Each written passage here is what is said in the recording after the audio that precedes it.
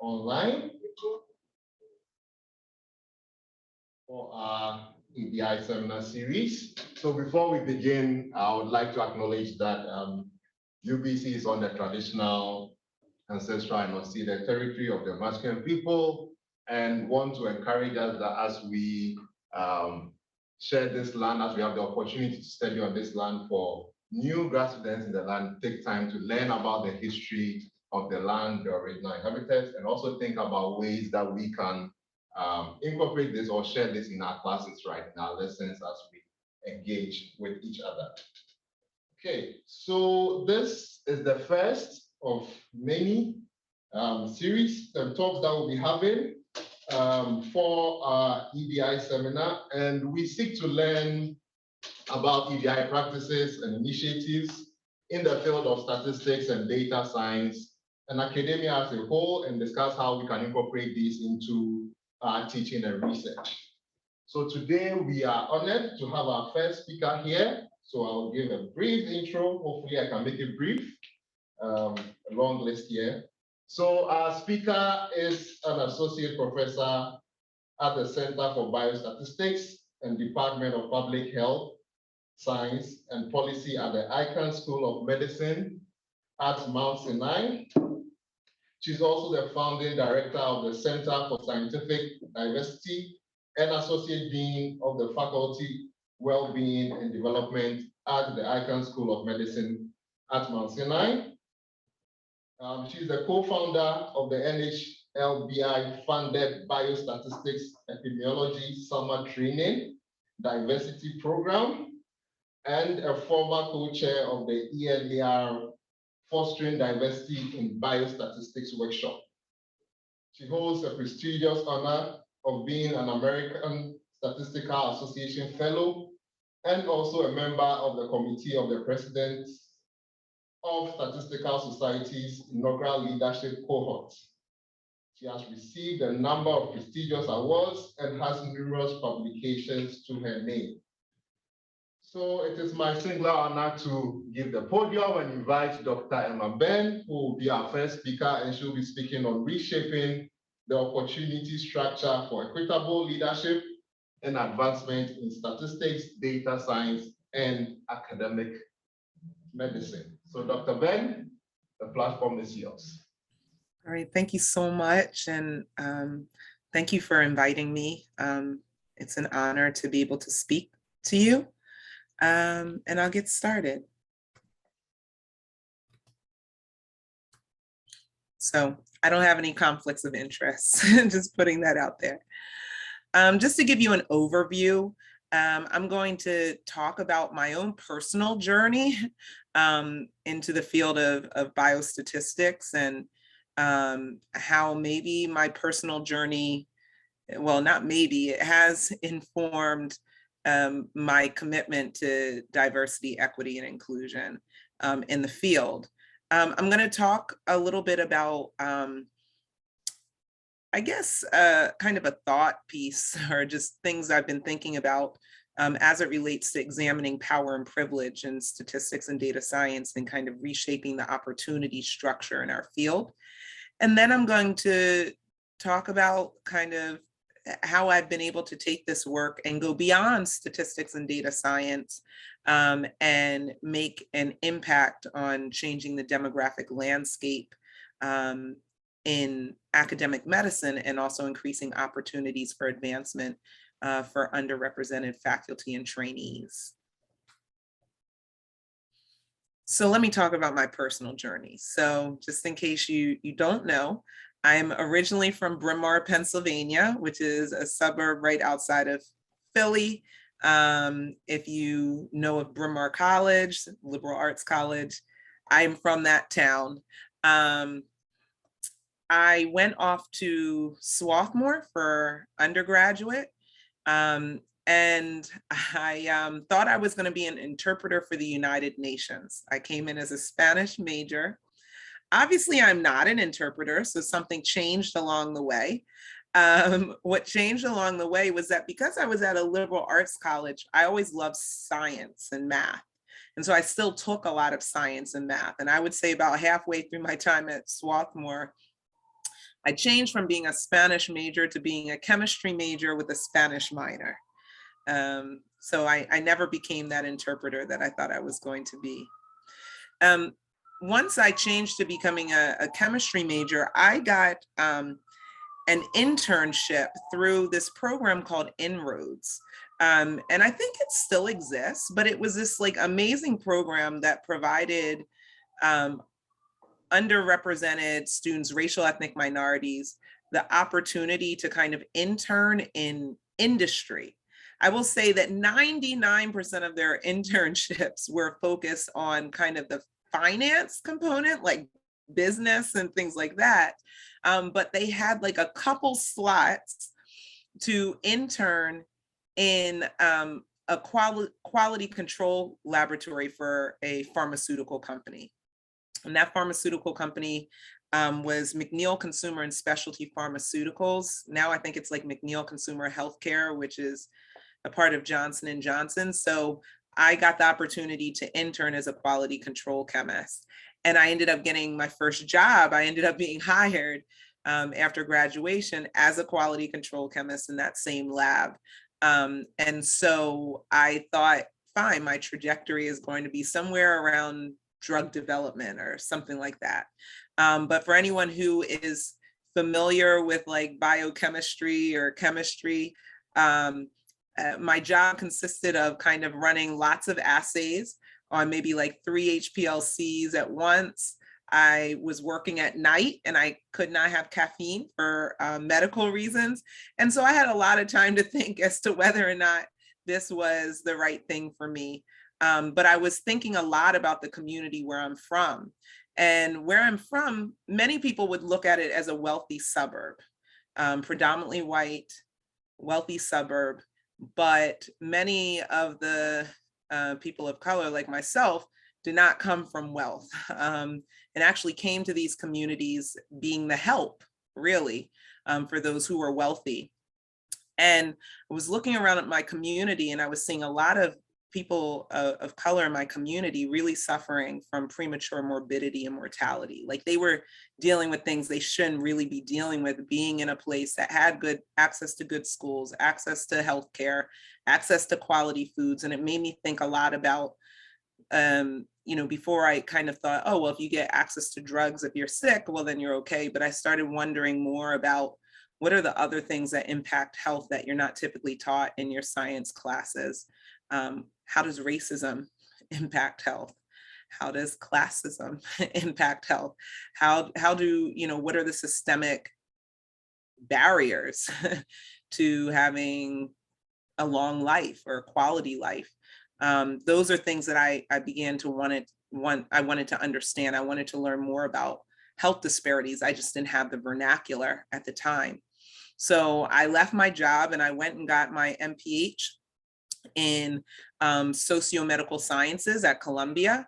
There I really was trying to answer these questions about what causes health inequities and things like that, and trying to understand these things. And I was surrounded by sociologists, anthropologists, like people who thought very differently than what I have been trained to do. But it was there where I took my first statistics class in the master's program, and I took another, and I took another. And I was like, I really see statistics as a wonderful tool to answer some of the questions that were being posed in my master's program. And so I went off to get a doctoral degree in biostatistics at Columbia. When I entered the biostatistics department, I have been doing my master's in this Department of Socio-Medical Sciences. Everybody was represented. I mean, everybody and their mama. I saw diverse faculty, I saw diverse students, I saw like everybody was represented. I'm not just talking about race, ethnicity. I'm just saying it just is really diverse. And then I entered into biostatistics and I looked around and I was the only person of color. In fact, I said to myself, wow, I don't see anyone who looks like me among the students or faculty. I only see people who look like me among the staff, right? And you begin I don't know, subconsciously, you begin to start thinking like, do I belong? And remember, I'm going from chemistry major to socio-medical sciences to biostatistics, where I'm being surrounded by a lot of other people who were going from math or statistics to a master's in math or statistics to a doctoral degree in biostatistics. And so I just felt like I looked around and I started thinking, maybe I don't belong. I don't see anyone who looks like me. But I also felt like, why is it taking me so long to do these problem sets when it seems like it's easy for everyone else? And so I started questioning it. I don't see anyone who looks like me. Am I cut out to do this? Will I succeed? Will I make a valuable contribution? And so it was very challenging. I was also the first in my family to get a master's degree, the first in my family to get a doctoral degree. So when people talked about preparing for qualifiers, I didn't even know what qualifiers were. So I think I felt unprepared in some way, but I also felt alone. When it came to having study groups, I wasn't invited to study groups because I wasn't of a particular culture that was overrepresented among the students, and I didn't speak the language. So I wasn't invited, right? So I felt like I was carrying a lot and it was challenging, and I really questioned whether I belonged. But I realized that, that was my personal experience. And what I realize now is that I'm sure a lot of folk feel that way in our field. Like, I'm sure if we look at some of the demographics among those who are getting biostatistics, masters and PhDs in biostatistics, generally about half or so are not from the US. But among those who are from the US, for whom we have race ethnicity information on, what you find is that, it's like Blacks or African American, I'm African American, represent, maybe 5% of those getting degrees in the master's or the PhD. Native Hawaiian Pacific Islanders, you can't even find on on this figure. So what I'm trying to say is that I know I'm not the only one who has felt alone or felt marginalized within the field. I didn't have the data at the time to know that this is what's going on in the field. What I had is my experience in my own program. About a couple years ago, I was reading something, and this is by Kirsten Perez. And I feel like what Kirsten Perez wrote taps exactly into what I felt and what I think a lot of times many may feel in our field. And Kirsten Perez stated, "Belonging gives name to the growing tightness between my shoulders as I approach campus each day, arranging my mental armor to defend my own sense of worth. Belonging recognizes how many of us readjust our clothes and our speech to negotiate the unspoken norms of our profession, where brash confidence is confused for competence and where humility, uncertainty, and collective questioning are seen as failings." And I felt very uncertain. And so, I didn't have the confidence. And so I think Kirsten really taps exactly into what I was feeling. But it's kind of easy for you to kind of stay in your state of like, oh my gosh, I don't belong. But for me, somehow, I was able to leverage that to think about, ask the question of, why don't I see others? Why do I not see the diversity in my department or my program or potentially the field? And I kept thinking that it's not because Black folk can't do this or Latinos can't do this. It's not because we can't do it. It's because many times we aren't exposed to this as a potential career option for us.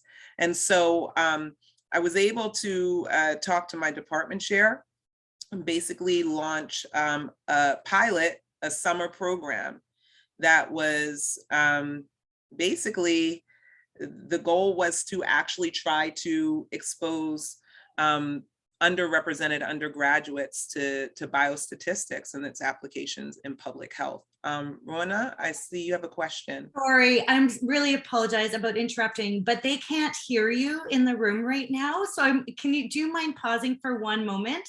And then we'll make sure that their audio is back online again if something froze over there. Okay. Thank you, I apologize. No problem. All right, so I'll get started again. All right, thanks everyone. Sorry about that. Thanks for your patience. Okay. So what I was just saying was that I was able to mobilize a bit, and I eventually started, co-founded with, basically it was a couple other students. We co-founded together the Best Diversity Program at Columbia. This was while I was, I guess all the planning for this was while I was like a first year doctoral student. And we launched it the summer after my first year. And really at the end of the day, we wanted to get more those from who are racially, ethnically underrepresented, those who are socioeconomically disadvantaged, trying to get them opportunities to gain exposure to this field. And we piloted it with about 8 city college math majors. So if you're familiar with the CUNY system in New York, the CUNY actually tends to get, this CUNY system tends to get a lot of students who are first generation college students, very, very diverse, and we piloted it there. I didn't expect it, but by the next year, there was an NIH RFA that came out that was like, create like a biostatistics pipeline program for underrepresented students. And so it was almost like, it was like we had written it. So my advisor at the time, Dr. Melissa Begg, was able to secure funding, and that program is still going on today. It's funded by the NHLBI. As soon as we got federal funding, it expanded to actually including students from academic institutions nationwide, not just in New York. And I would say within 10 years of the program being in existence, within the first 10 years, it had trained about 110 undergraduates, and 75% of those who were eligible, those who had graduated from undergrad, eventually went on to graduate school. So I didn't realize that, like, my own personal journey of like questioning whether I belonged, I never would have imagined the impact it would have by trying to think about how do we engage others, and how do I not be alone. Maybe it was just a selfish motivation, but the program is continuing to be impactful to this day. And I think that, you know, being in my doctoral program, I would say that co-founding the Best Diversity Program, I think really was the catalyst for my future service and scholarly work in diversity, equity, and inclusion in our field. I eventually met others after I graduated who were interested in recruiting, retaining, advancing diverse folk in the field in other committees or other things, and was able to serve in leadership roles, mentor roles. I've worked on task forces with the American Statistical Association to kind of, you know, create change and change culture, because I think it's not just about bringing more folk into the field. You have to kind of change culture so that everyone feels like they belong and everyone feels welcome and can advance in the field. I also think I try to encourage people who especially are interested in doing kind of DEI work in the field. A lot of times, you know, it's looked at as service and this idea that, oh, that's like really nice what you do, but you're usually doing this in the midnight hour on top of the other things you have to do to be promoted as a faculty, right? I still had to make sure I was doing my collaborative research. Had to make sure I was publishing. I had to do all of those things. But I think it's important that we do disseminate the work that we're doing in this area. And so I always encourage, you know, junior faculty and others in the field to think about, well, how do I make some of this DI work, diversity, equity, and inclusion work become part of my scholarly portfolio, right? And so tried to publish in this area. I've sat on many of panels asking important questions like, is there room for intersectional feminism in statistics and data science? Even when I was asked to be on that panel, I was like, I have no idea. I had to go and go outside of my field and read works of like Audre Lorde and Kimberly Crenshaw and a whole host of scholars outside of our field. But really challenge ourselves to think about, like, is the field where it should be? And if not, what do we need to do to change things and bring diverse folk into the field and make sure that they can thrive? But it was at the 2017 joint statistical meetings when I had been asked by Dr. Kimberly Sellers to be on a panel talking about implicit bias in the profession of statistics. And that's where I met Dr. Amanda Goldbeck. And several years, maybe about a couple of years later, she reached out to me and said, hey, I'm going to be writing a book. And she asked me, would I write a chapter? She was going to be editing a book. She asked me, would I write a chapter on power and privilege in statistics and data science?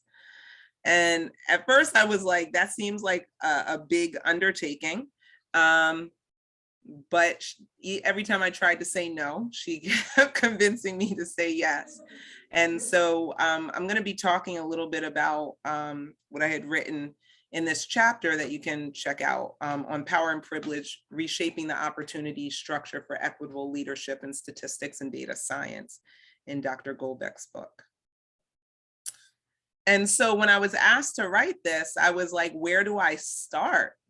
Right? Like, this wasn't something taught in my like inference classes. This is, you know, like, where do you start? And I have a wife who is a novelist. In fact, she's in Paris right now on a book tour.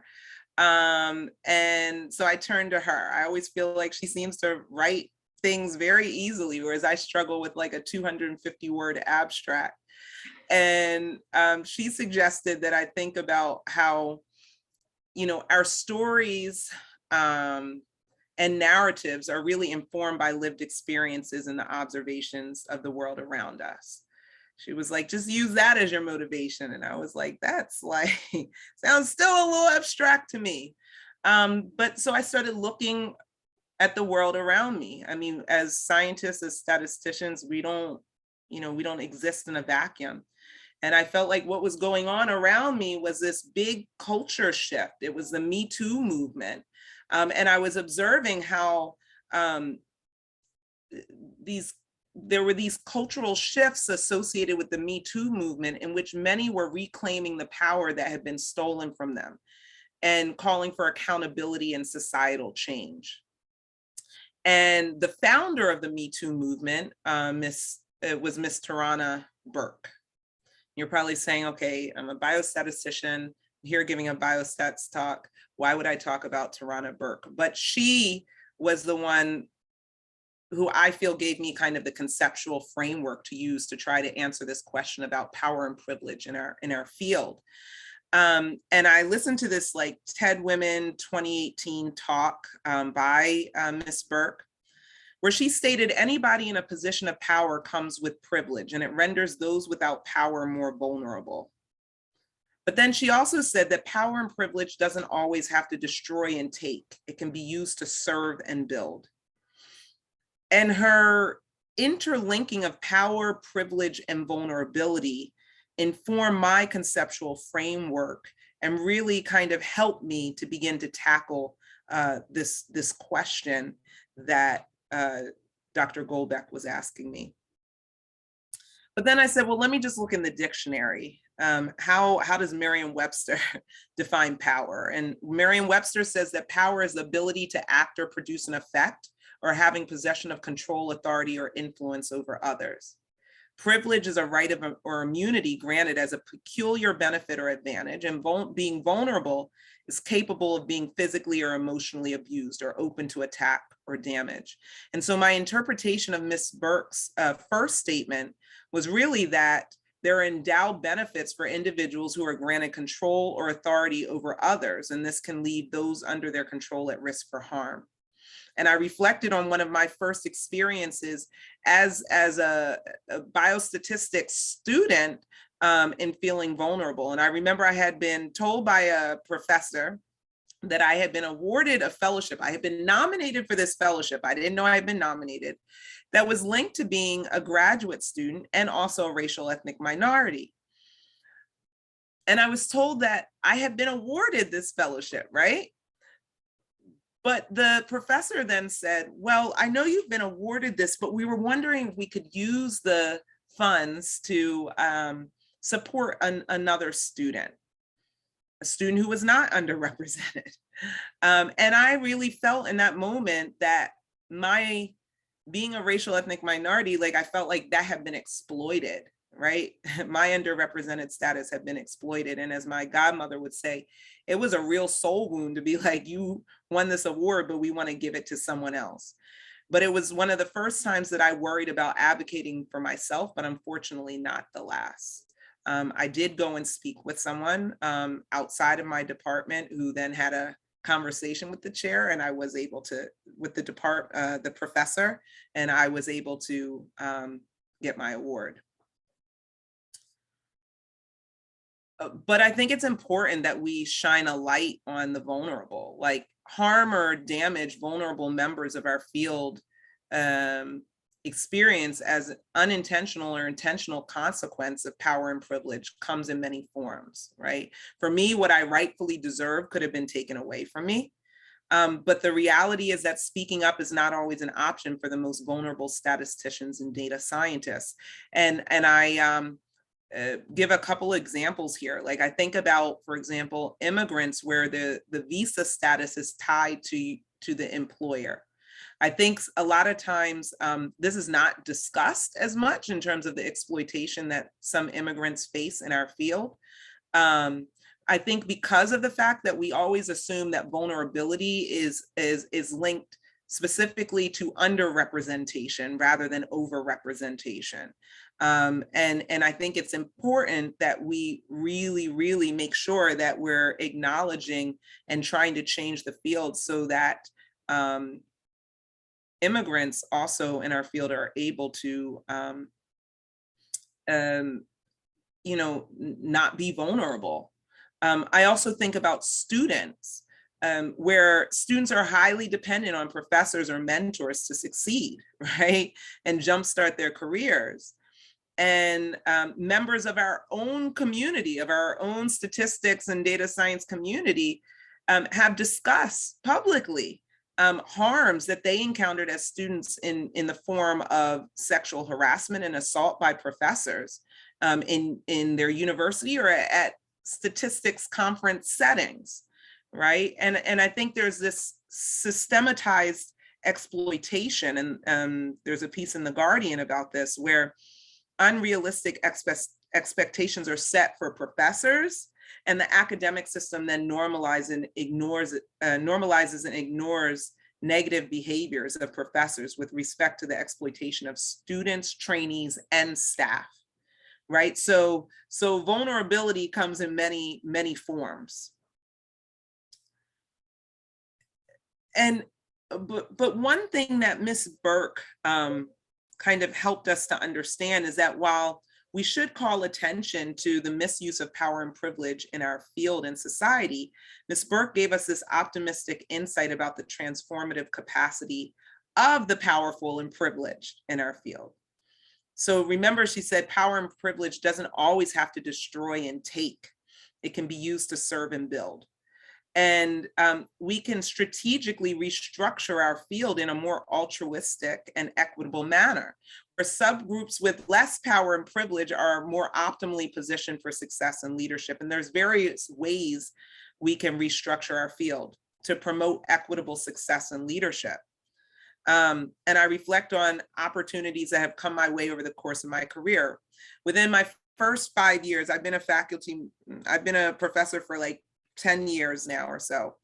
But in the first 5 years of my career, the majority of the invitations that I got to be a lecturer, a panelist, a committee member, whatever it was, the majority of the invitations came from women, so other women in more senior ranks, and most of them were BIPOC or Black, Indigenous, people of color, or racial ethnic minorities, or LGBTQ plus, right?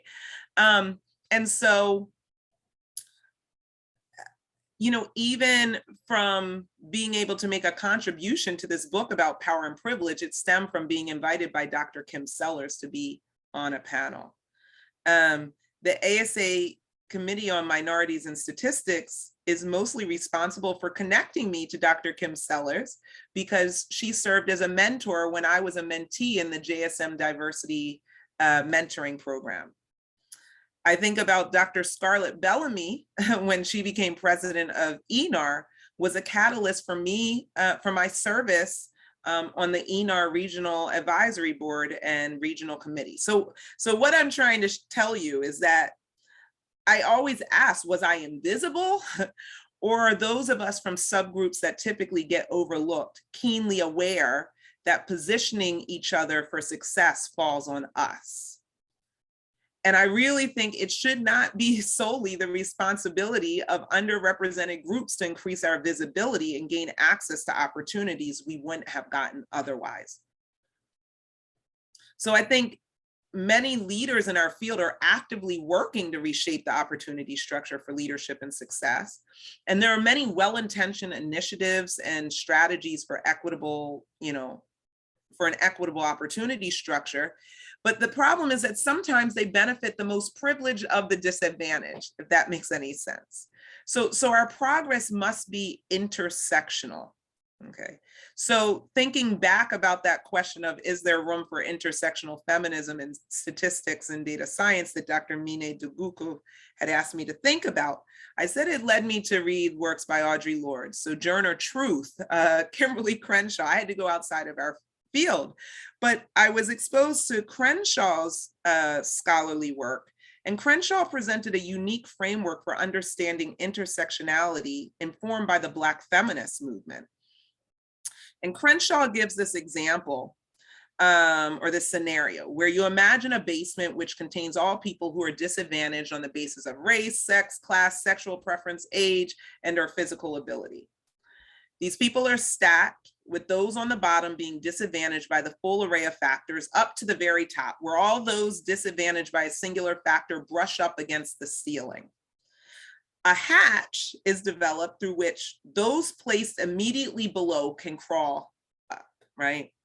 It is generally available only to those who, due to the singularity of their burden, are in the position to crawl through. Those who are multiply burdened are generally left below. So this analogy was like eye-opening for me. Where, our leaders' efforts to reshape the opportunity structure in our field will be most successful if they are intersectional. And I give an example in terms of gender equity, where our efforts to ensure gender equity in leadership must not only benefit, for example, white women, they must also be able to benefit lesbian or gender nonconforming women, or women with disabilities, or women of color, immigrant women. I hope you're getting the point. So our interventions must not be solely focused on those disadvantaged by a singular factor, but also by multiple factors. And I think as more statisticians and data scientists like myself with intersectional identities enter leadership positions, structural level initiatives at creating an equitable climate and culture will benefit a broader, more diverse group. I just want to speak briefly. I'm going to take just a few more minutes just to talk about how this kind of moves into, like, how do I move from the space of changing culture and in biostatistics and data science and move into where I exist currently in academic medicine, right? How does a biostatistician influence change in academic medicine, or how could I leverage what I have been doing in biostats? So I'm going to skip through this, but I can certainly share my slides if people want to see that. But what I wanted to say is that when I entered academic medicine, what I saw was that I saw that there were very few investigators of color. I saw, and very few people in leadership positions who were underrepresented. And as a statistician, I kept thinking, well, why is that, right? And I thought that the way that I could impact that or change that was potentially by building research capacity, building methodologic capacity. If I could build methodologic capacity of early stage faculty, then they would be more optimally positioned to become independent investigators and thrive in academic medicine. And so I worked on, collaborated with others on short courses. But what I want to say is that with these NIH funded short courses, one thing that I did was that I tried to make sure that, first of all, we were creating an inclusive and equitable learning environment, but I also include a diversity recruitment advisory board or a diversity recruitment external advisory board to make sure that we were reaching folk who typically wouldn't get reached for these types of short courses, trying to find those who weren't the most privileged, who don't typically get access to this type of training. And so I basically decided that 40% of our applicants, this is what I proposed, that they would be underrepresented. It was a lofty goal. But I will say of these two, the ASIB short course that finished in 2020, and I currently have a short course funded by the NHGRI, the Krieg short course. Between those two courses, we've trained about 180 plus scholars to date, coming from academic institutions nationwide, and about 40% are underrepresented in science and medicine. We also made sure that we reduce financial barriers to participation. That's one way. But then also, I remember one time my dean had come to talk to my department and was saying something about diversity. And I said to the dean, you know what, I don't think our institution or most institutions are doing well at addressing the lack of representation of underrepresented individuals in the trainee or just generally the biomedical research workforce. And so he said, I could have been fired, but he was like, well, what do you think we should do? And I said, well, how is it that we focus on, we're able to really think scientifically about complex biomedical problems, but how is it that we don't think scientifically about these questions of creating cultures of inclusive excellence, about recruiting and retaining, diverse folk in the biomedical research workforce? Do we rigorously evaluate our strategies to do this. And so I said, I want to create a center.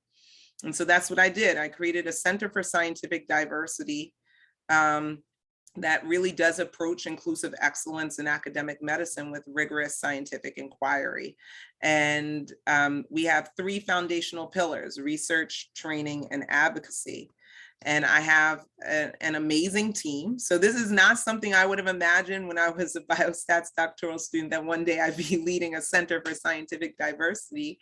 But I have an amazing multidisciplinary team, neuropsychologists who look at, discrimination and bias and the impact on the brain.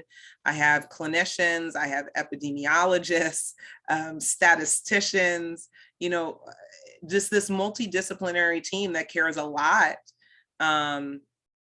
about ensuring, equitable recruitment, retention, research success, and advancement of underrepresented investigators and trainees in the biomedical research workforce. And we approach this as scientists. One of the first grants that we got, the center was launched in June of 2020. One of the first grants that we got was an NIH FIRST grant, which really is about promoting and sustaining a culture of inclusive excellence, academic cultures of inclusive excellence, where everyone can thrive, and also hiring 12 early stage investigators committed to diversity and inclusive excellence over the next couple of years to our institution. And so that was a big success. And there are others in my center doing some really wonderful work, thinking about how to strengthen the physician scientist pipeline for underrepresented students, and really focusing on those things around sense of belonging and reducing imposter syndrome and enhancing scientific identity, in addition to exposing students to mentored research opportunities. And we also have some faculty in the center working on developing, piloting, and evaluating a technological platform aimed at increasing engagement of underrepresented STEM trainees in NIH-funded research, with mentors who are committed to diversity, equity, inclusion, and accessibility. So my final thoughts are that ensuring that diverse statisticians and data scientists are more equitably promoted to leadership positions within our field will require us to directly confront how we intentionally or unintentionally assign power and privilege to some and vulnerability to others. Progress is not solely the responsibility of the most vulnerable. Those among us most comfortably perched at the top of the power and privilege continuum must contribute to these efforts, holding accountable those who misuse their power and privilege, empower the least privileged among us, and proactively advocate for a progressive intersectional reconfiguration of our opportunity structure. I think we need to celebrate and reward these efforts. This type of service does not get celebrated. This type of work doesn't always get celebrated, but we have to remember that bringing new voices to the field is important, as the elevation of diverse perspectives will directly result in methodological innovation. And I just want to say that from my experience, our impact in the diversity, equity, inclusion, and accessibility space undoubtedly extends way beyond our field. In my case, the work that I've done and the passion that I've had in changing, the demographic landscape of biostatistics, I was able to leverage that passion and everything that I learned to think about changing the demographic landscape of academic medicine, and also reshaping the opportunity structure in academic medicine. So I thank you for listening, and I look forward to hearing your thoughts.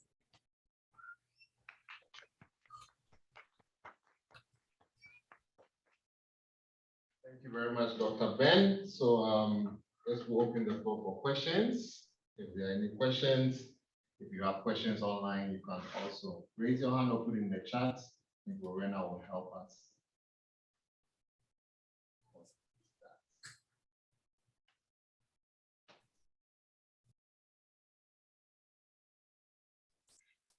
I'll happily get us rolling with a question. Thank you so much, Dr. Benn. I really appreciate the talk and your time. I'm really curious about your engagement in like feminist theory and like your exploration of maybe other like fields and thoughts that are maybe more land in like the social science area. And that's not something that typically, obviously in stats departments, that gets brought in on a regular basis. Do you think that that's something that kind of should be more encouraged in a stats department, or do you or do you see that as a responsibility of like different profs to kind of bring those things in just to increase awareness?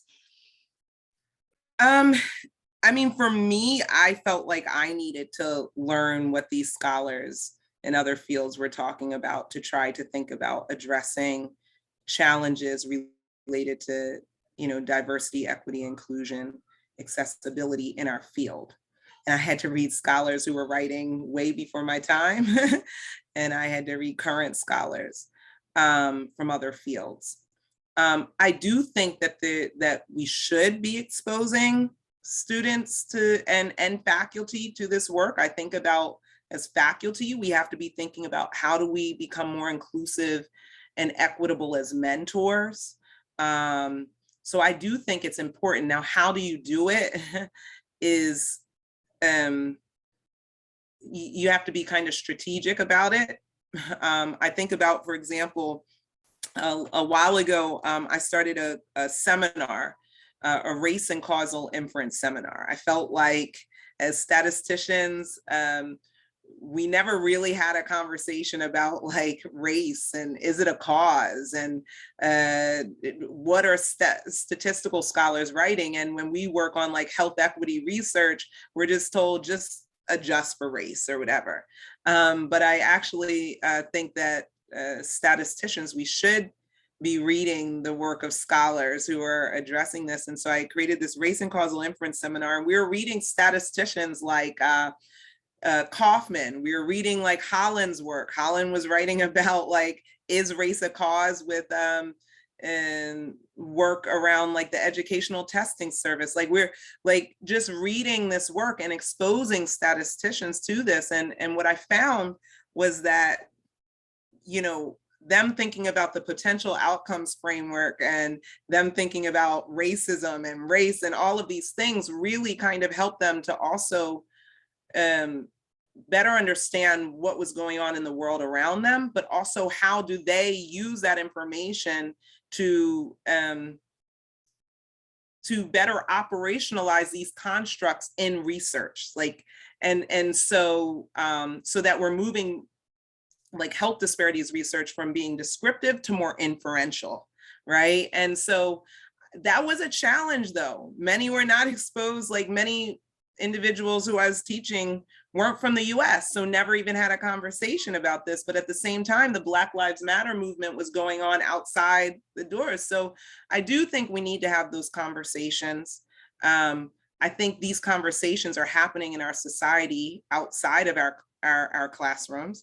So I do think that we need to figure out how do we integrate this into the conversation. I think questions around sense of belonging, imposter syndrome, that's not just like folk of color experiencing that. Like I think many have felt that way at some point in their career. And I think we bringing in the literature, helping people to understand those things and maybe make recommendations for change informed by what they are learning from other scholars is important. So that's a long answer to yes, but at first you may encounter some resistance because it just may be so foreign to folk. But I think eventually it can help to create a more inclusive and equitable learning environment. Thank you. Matthias, you have a question, go ahead.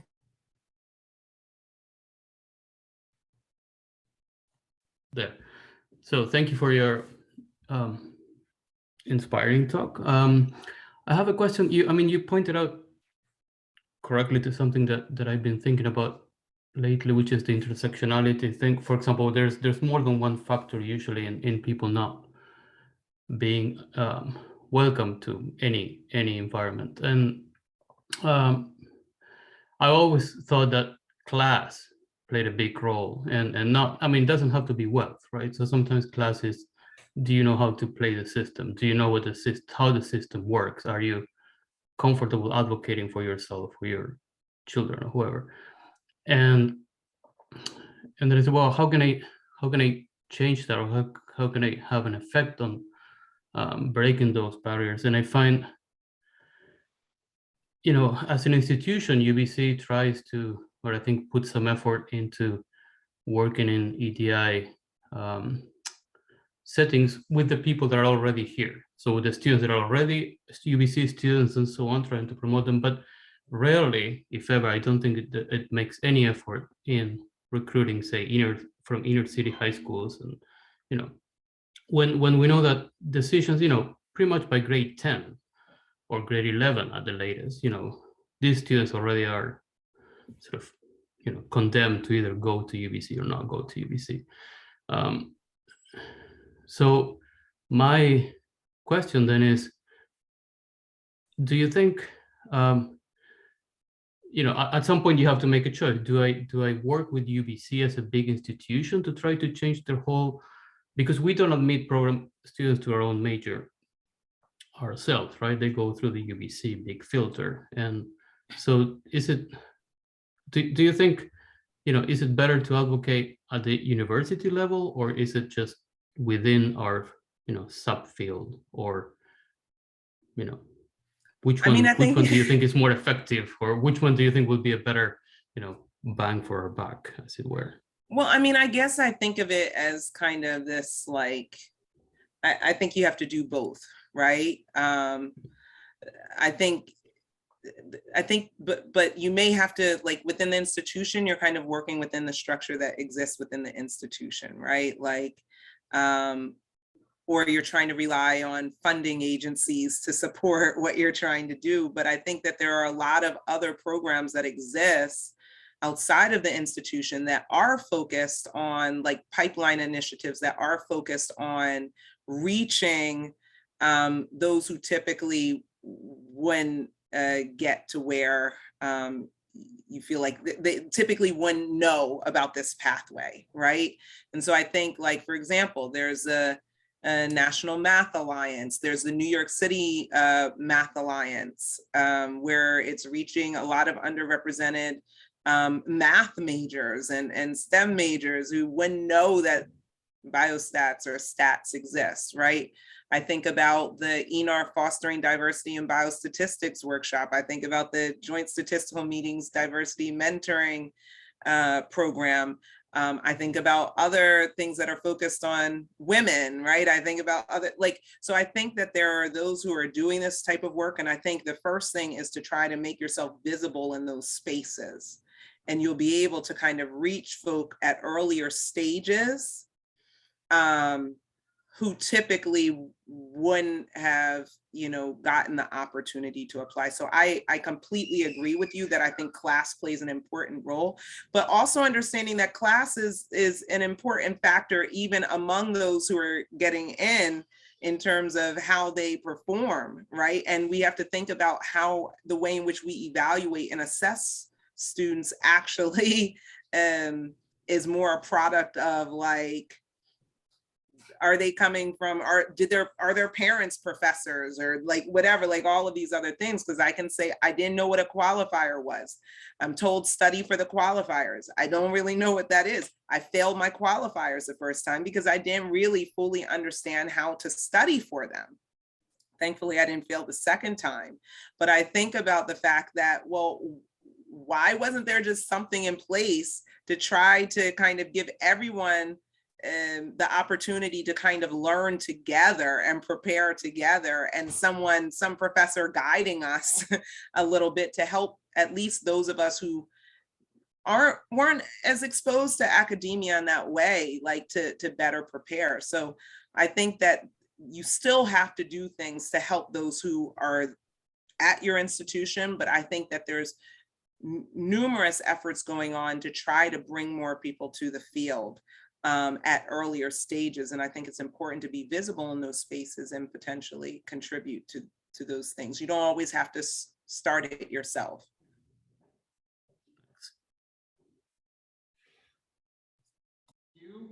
Any other questions? I do actually. Can you hear us in the room? I can hear you a bit. Mhm. Okay. I'll so we're starting a new EDI committee, and as you said, you've showed us tons of good ideas to try to help diversify, including training, including promoting people that are vulnerable and leadership position. What do you think is the main action that an EDI committee and a stats department should do first? Like, what should be on our action plan this in the next few months or this year, just to make the biggest difference and get going? I mean, I think, gosh, it's a big task for me to tell you what you should first do. Well, I think first, kind of doing some type of comprehensive needs assessment among those who are there, right? Like, do folk feel like, do trainees feel like or students feel that they're learning in an inclusive and equitable learning environment? Do mentors feel like they have the tools to mentor students who may be different from them? Like, I think you have to do an assessment of what is the current like culture and climate, whether it's in your department or whatever, like from both like not just the students, not just the faculty, but the staff's perspective, right? And so because I think that you can try to get more students or you can try to get whatever, but if the culture isn't right, then it's going to be hard for diverse folk to thrive, right? Or it's going to be hard for anyone to thrive. So I think the first thing is really understanding the culture, and what steps you can make to, improving that. And then also begin to think about what are potential strategies to kind of reach others who you typically don't reach. I think that's kind of where I would start. So I would start with a needs assessment, which maybe you already did that, and maybe that's why you have this committee.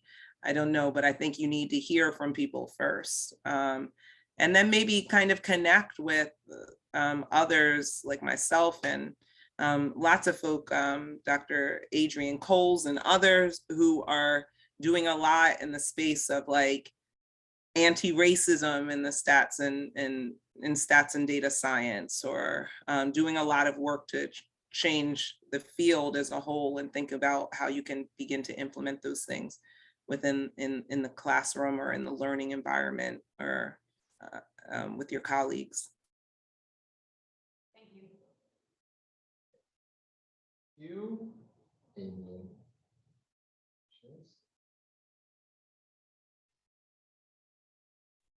Okay, then we'll thank Dr. Benn again for your talk. We really appreciate you spending time with us and sharing your experience with us.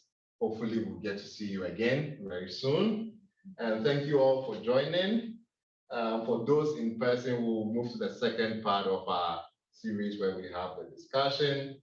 And there's coffee, and I think we have some pizza coming, so you can help yourself to that. Unfortunately, those online cannot join us, but yeah. Next time, if you can join us in person, please do. So thank you once again, Dr. Benn. Thank you.